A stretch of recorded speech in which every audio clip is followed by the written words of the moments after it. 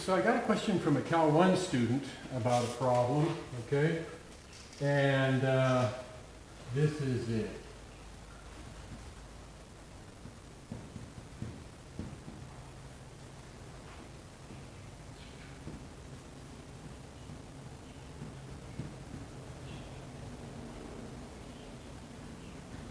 And the question is, write this without a summation, this being the summation.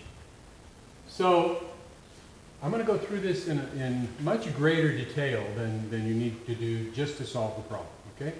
And the reason for that is that we run into a lot of these in Calculus 2 when we're studying series, and it's been my experience that a lot of students that come from Calculus 1 have no idea how to deal with something like this. And looking up the formulas for these things and plugging these things in, that's not the level of understanding that you're going to need to be able to really do these things. So I want to take this thing apart, okay? I want to unpack it and really analyze it, okay?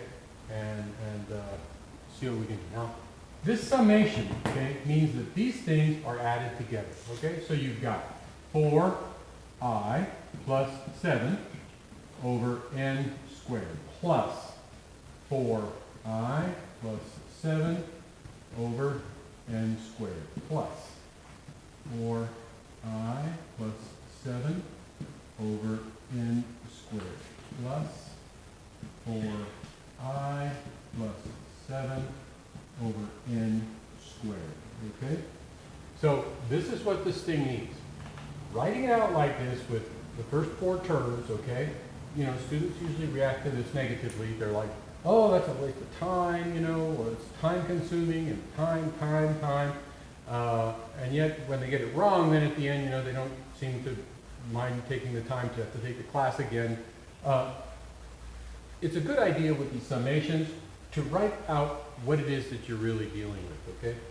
So in this case, this example here, n would be 4, okay? So we would have the first term, 1, which is I, right? This is I. The second term, which is a 2. Third term, fourth term, okay?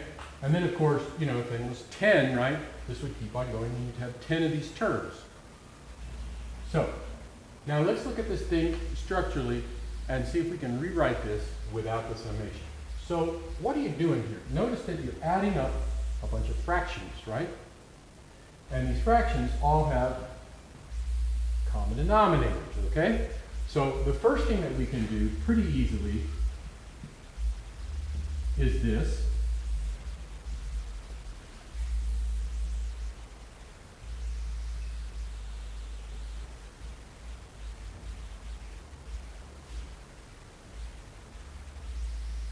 And I hope you agree that I haven't changed anything, okay? That this is exactly the same as what we had to begin with, okay?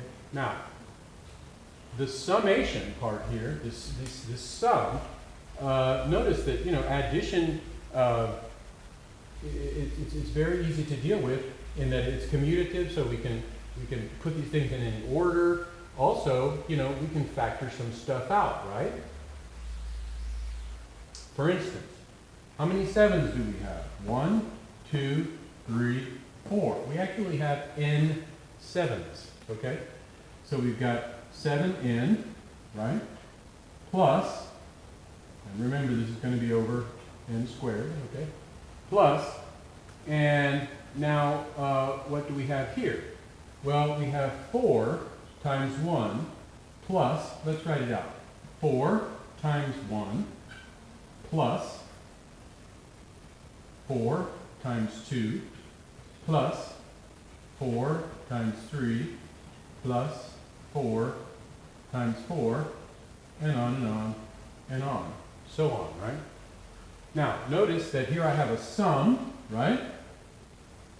And each one of those sums has the term multiplied by 4. That means that I can factor out a 4, okay?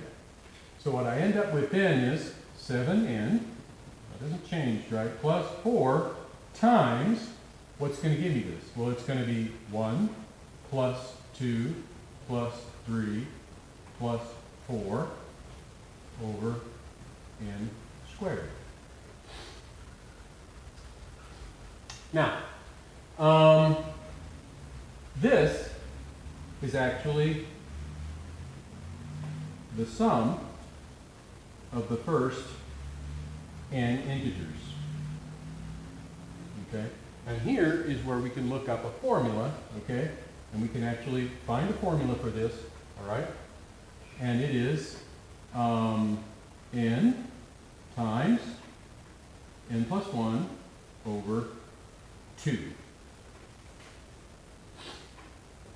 So what we end up with finally here is 7n plus 4 times n times n plus 1 over 2 divided by n squared. So the 4 over 2, this can divide, right? And then notice that we've got an n here, okay? So, looks like we've got n times 7 plus